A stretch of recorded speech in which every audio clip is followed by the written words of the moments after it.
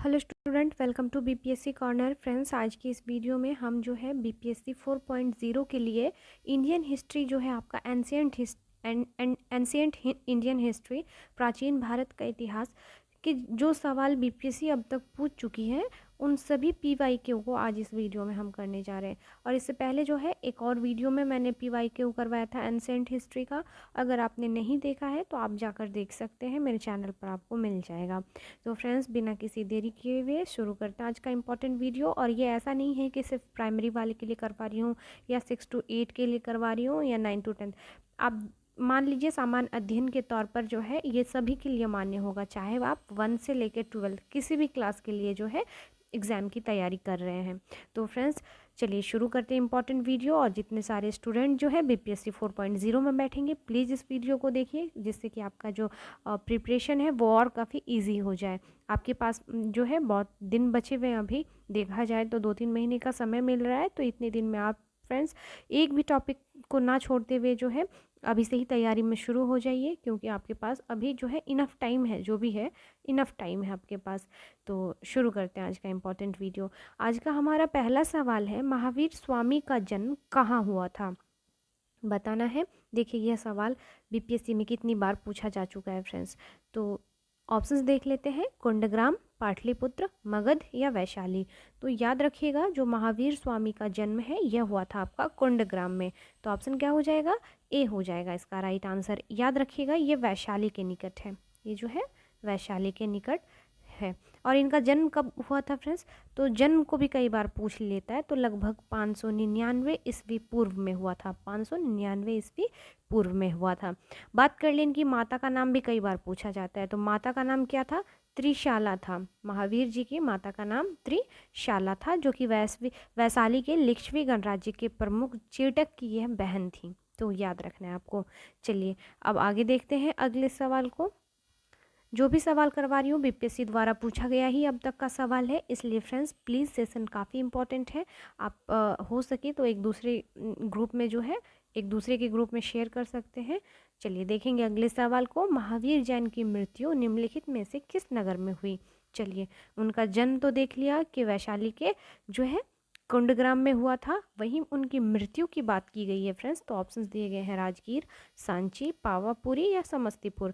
तो महावीर जैन की जो मृत्यु है यह हुई थी आपके कहाँ पे? पावापुरी में। तो ऑप्शन क्या हो जाएगा? सी हो जाएगा इसका राइट आंसर। जन्म की बात करें तो 599 ईस्वी पूर्व में जो है इनका जन्म हुआ था। और अगर बात कर ले मृत्यु की, तो 527 ईस्वी के जो है लगभग हुआ था। कब? 527। और इनका जो उम्र था फ्रेंड्स, 72 वर्ष की आयु में इनकी जो है मृत्यु हुई थी, राजगृह के समीप पावापुरी नामक स्थान पर। तो कुछ ये इम्पोर्टेंट फैक्ट हैं, आपको याद रखना चाहिए। चलिए अब आगे देखते हैं अगले सवाल को। सवाल है आपका, भगवान महावीर का जो प्रथम शिष्य था कौन था? जमाली, योसुद, विपिन या प्रभास? तो याद रखिएगा फ्रेंड्स, जो भगवान महावीर का प्रथम शिष्य था यह था आपका जमाली। ऑप्शन क्या हो जाएगा? ए हो जाएगा। याद रखिएगा, महावीर जो थे का जन्म क्षत्रिय वंश में सिद्धार्थ के यहाँ हुआ था। और इनके जो प्रथम शिष्य थे यह जमाली थे। और जमाली जो है बाद में महावीर का विरोध किया और बहुरतवाद नामक नए संप्रदाय की जो है ये इन्होंने शुरुआत की थी। याद रखना है आपको। चलिए आगे देख लेते हैं अगले सवाल को। अगला सवाल है आपका, निम्नलिखित में कौन सबसे पूर्वकालिक जैन ग्रंथ कहलाता है? यह भी सवाल जो है आपके बीपीएससी पीटी परीक्षा में पूछा जा चुका है फ्रेंड्स। तो ऑप्शंस देख लेते हैं, 12 अंग कहलाता है, 12 उपांग कहलाता है, 14 पूर्व कहलाता है या 14 उपपूर्व कहलाता है? तो जो सबसे पूर्वकालिक जैन ग्रंथ था इसे हम 14 पूर्व के नाम से जानते हैं। किसमें? 14 पूर्व के नाम से जानते हैं। 14 पूर्व जो है आपका प्राचीनतम जैन ग्रंथ है, याद रखना है आपको। चलिए अब आगे देखते हैं अगले सवाल को। सवाल है, महात्मा बुद्ध ने अपना पहला धर्म चक्र प्रवर्तन किस स्थान पर दिया था? अपना धर्म चक्र प्रवर्तन किस स्थान पर दिया था? यह सवाल ना जाने बीपीएससी कितनी बार जो है पूछ चुकी है। तो याद रखिएगा फ्रेंड्स, यह जो है आपके सारनाथ में दिया गया था अपना पहला धर्म चक्र प्रवर्तन। इन्होंने क्या हुआ था? सारनाथ में दिया था। याद रखिएगा फ्रेंड्स, आप जो है ज्ञान प्राप्ति के बाद ही वह बुद्ध कहलाए थे, महात्मा बुद्ध। और ज्ञान के प्राप्ति के पश्चात गौतम बुद्ध ने जो है अपने मत का प्रचार प्रारंभ किया था। और उबेर उरुबेला से जो है वे सबसे पहले ऋषिपत्तनम आए और यहाँ उन्होंने 5 ब्राह्मण सन्यासियों को जो है अपना उपदेश दिया। और इस प्रथम उपदेश को उन्होंने धर्मचक्र प्रवर्तन कहा था। याद रखिएगा। चलिए आगे देख लेते हैं अगले सवाल को। सवाल है आपका, महात्मा बुद्ध का महापरिनिर्वाण कहाँ हुआ था, यानी उनकी मृत्यु कहाँ हुई थी, आपको यह बताना है।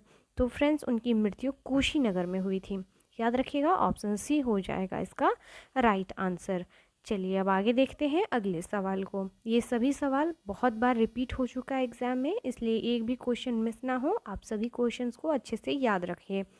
देखेंगे अगले सवाल को। यह क्वेश्चन जो है आपका, त्रिपिटक किसकी धार्मिक पुस्तक है, जैन की, हिंदू की, पारसी की या बौद्ध की। तो बताइए त्रिपिटक किसकी धार्मिक पुस्तक है। तो याद रखिएगा फ्रेंड्स, त्रिपिटक जो है बौद्ध धर्म ग्रंथों में सर्वाधिक महत्वपूर्ण है और बुद्ध की मृत्यु के बाद उनकी शिक्षाओं को संकलित कर 3 भागों में बांटा गया। इन्हें ही हम क्या कहते हैं, त्रिपिटक कहते हैं।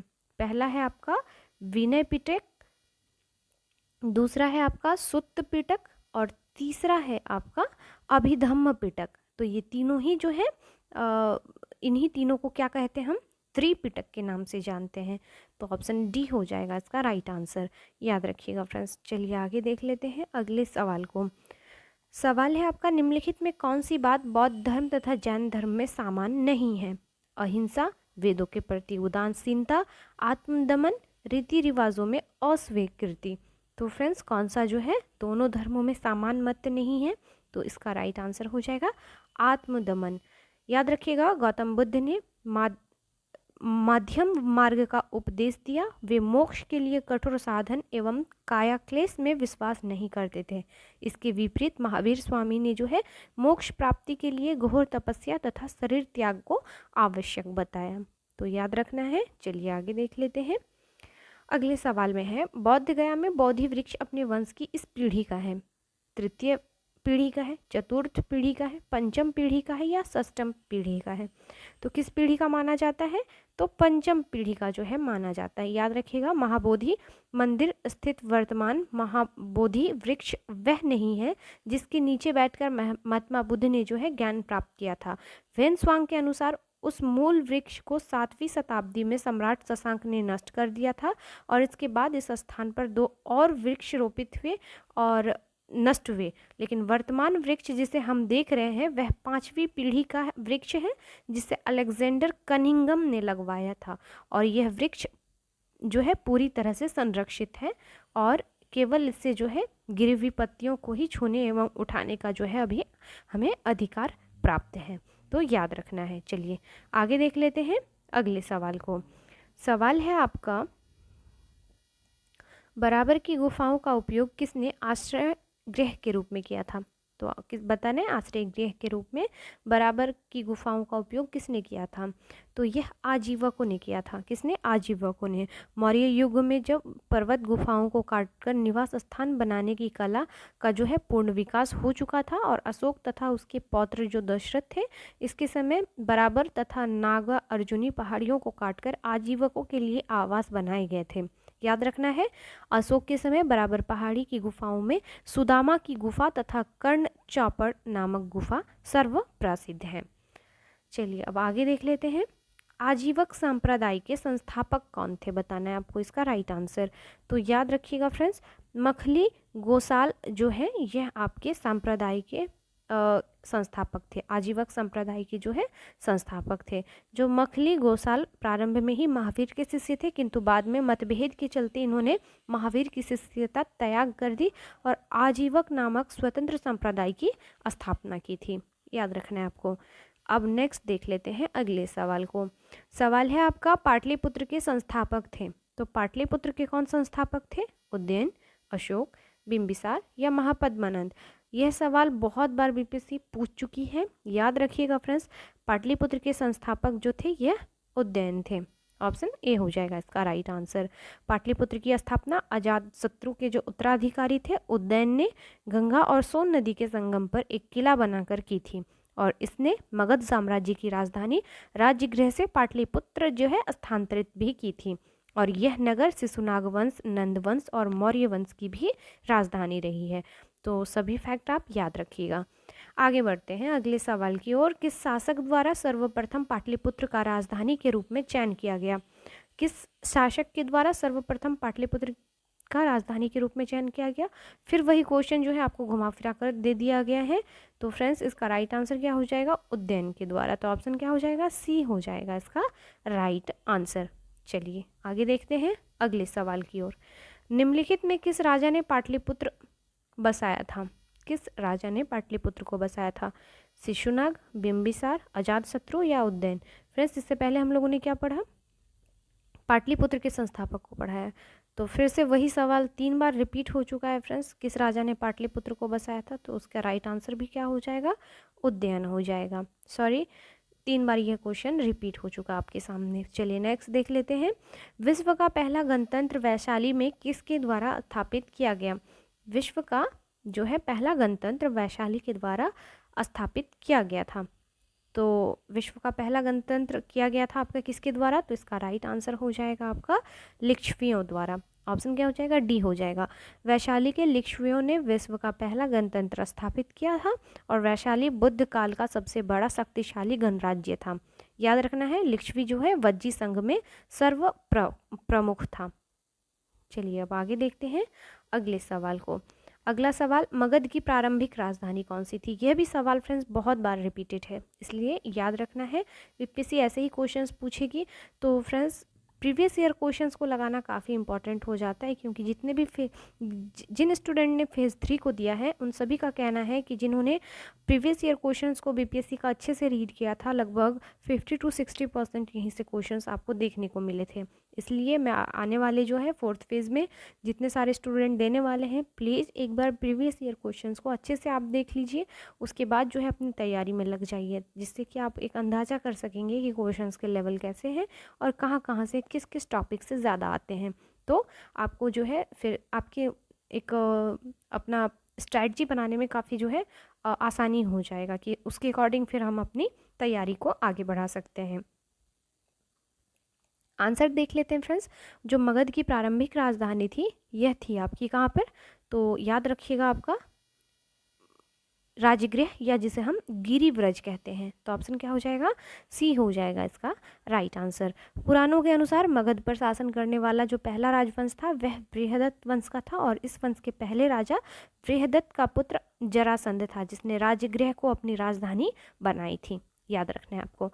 चलिए अब नेक्स्ट देख लेते हैं अगले सवाल को। अगला सवाल है आपका, अजातशत्रु के वंश का क्या नाम था? अजातशत्रु के वंश का नाम क्या था बताना है आपको।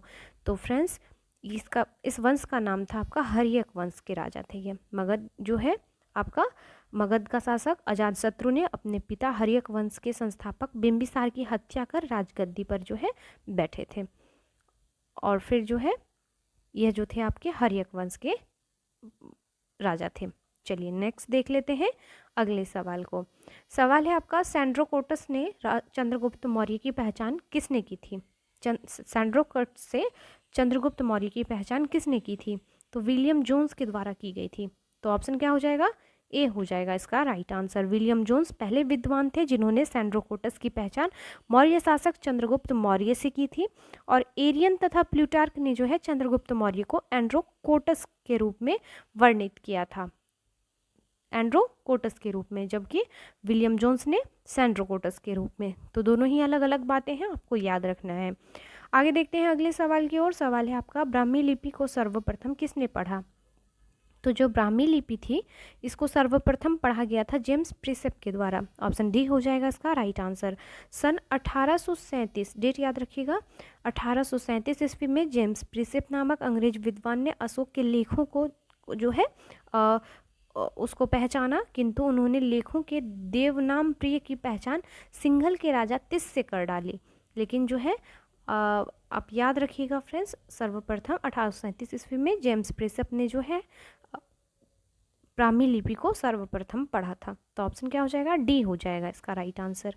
आगे देख लेते हैं, मेगास्थनीज की पुस्तक का नाम क्या था? तो याद रखिएगा, इंडिका था। क्या था? इंडिका था। चंद्रगुप्त मौर्य सिकंदर का समकालीन शासक था और सिकंदर के समकालीन विदेशी लेखक जो है थे मेगास्थनीज। तो ऑप्शन क्या हो जाएगा?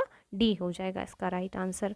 चलिए अगला सवाल फिर से है, इंडिका के लेखक कौन थे? तो फ्रेंड्स इंडिका के लेखक थे मेगास्थनीज। चलिए नेक्स्ट देख लेते हैं। यह सब सवाल फ्रेंड्स बहुत बार रिपीटेड सवाल है, इसलिए कोई भी सवाल ना छूट पाए आपसे, याद रखिएगा। सवाल है, अंतिम मौर्य सम्राट कौन था? तो बताना है आपको, यह थे आपके कौन? बृहदत्त। ऑप्शन डी हो जाएगा इसका राइट आंसर। अंतिम मौर्य शासक बृहदत्त थे और बृहदत्त की हत्या इसके सेनापति पुष्यमित्र शुंग के द्वारा की गई थी। बाद में जो है इन्होंने शुंग वंश की स्थापना भी की थी। चलिए अब आगे देख लेते हैं अगले सवाल को। किस अभिलेख में रुद्रदामन प्रथम की विभिन्न उपलब्धियां वर्णित हैं? रुद्रदामन प्रथम की विभिन्न उपलब्धियां किस अभिलेख में वर्णित हैं? जूनागढ़ अभिलेख, भीतरी अभिलेख, नासिक अभिलेख या सांची अभिलेख? तो फ्रेंड्स याद रखिएगा, यह हो जाएगा इसका राइट आंसर आपका। जूनागढ़ के अभिलेख में जो है आपका उपलब्धियां को वर्णित किया गया है। गुजरात के जूनागढ़ में रुद्रदामन प्रथम जो है का एक अभिलेख प्राप्त हुआ है, जिस शिला पर उत्कीर्ण है और उसी पर जो है अशोक के 14वें प्रज्ञापनों की एक प्रति तथा स्कंदगुप्त के 2 लेख भी जो है खुदे हुए हैं। याद रखना है आपको। अगला सवाल है, निम्नलिखित राजाओं में किसका जैन धर्म के प्रति भारी झुकाव था? तो याद रखिएगा फ्रेंड्स, जैन धर्म के प्रति जो भारी झुकाव था यह खारवेल का था। ऑप्शन सी हो जाएगा। जो कलिंग का चेदी वंशीय शासक खारवेल प्राचीन भारतीय इतिहास के महानतम सम्राटों में से एक था और उड़ीसा प्रांत के भुवनेश्वर से 3 मील की दूरी पर स्थित उदयगिरी पहाड़ी की हाथी गुम्फा से जो है उसका एक बिना तिथि का अभिलेख भी प्राप्त हुआ था। याद रखना है आपको। चलिए आगे देखते हैं। अगला सवाल है, प्राचीन भारत का नेपोलियन किसे कहा जाता है? तो याद रखिएगा फ्रेंड्स, प्राचीन भारत का जो नेपोलियन है यह समुद्रगुप्त को कहा जाता है। न जाने यह सवाल कितनी बार पूछा जा चुका है, तो आपको याद रखना है। जो आप याद रखिएगा, इतिहासकार विसेंट स्मिथ ने अपनी रचना जो है अर्ली हिस्ट्री ऑफ इंडिया में समुद्रगुप्त की वीरता एवं विजयों पर जो है मुग्ध होकर उसे भारतीय नेपोलियन की संज्ञा दी थी। किसने दिया था? तो विसेंट स्मिथ ने। ये भी फैक्ट याद रखना है आपको। चलिए अब अगला सवाल देख लेते हैं। गुप्त सम्राट जिसने हुनों को पराजित किया था थे कौन थे? समुद्रगुप्त, चंद्रगुप्त द्वितीय, स्कंदगुप्त या रामगुप्त? तो याद रखिएगा फ्रेंड्स, गुप्त सम्राट जिसने हुनों को पराजित किया यह थे आपके स्कंदगुप्त। कौन थे? स्कंदगुप्त। तो ऑप्शन सी हो जाएगा इसका राइट आंसर। चलिए आगे देखेंगे हम अगले सवाल को। सवाल है आपका, किस प्रकार की भूमि को अप्रहत कहा जाता था? तो अप्रहत कहा जाता था फ्रेंड्स किस प्रकार की भूमि को? तो बिना जोती हुई जंगली भूमि को कहा जाता था। बिना जोती हुई भूमि को हम क्या कहते थे? अप्रहत कहते थे। और यह गुप्तकालीन राजस्व व्यवस्था का एक पद था या टर्म था। याद रखना है। चलिए नेक्स्ट सवाल को देखते हैं। सवाल है, चीनी यात्री सुंगयुन ने भारत की यात्रा की थी, कब की थी? आपको यह बताना है। तो याद रखिएगा फ्रेंड, जो चीनी यात्री सुंगयुन थे इन्होंने 518 ईस्वी में जो है भारत आए थे और इन्होंने अपने 3 वर्षों तक की यात्रा में बौद्ध धर्म की प्रतियां एकत्रित की थी।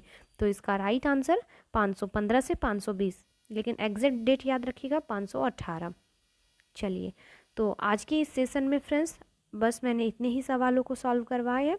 तो आने वाले जो वीडियोस होंगे उसमें आपको और भी जो है एंशिएंट हिस्ट्री के क्वेश्चंस को करवा दिया जाएगा।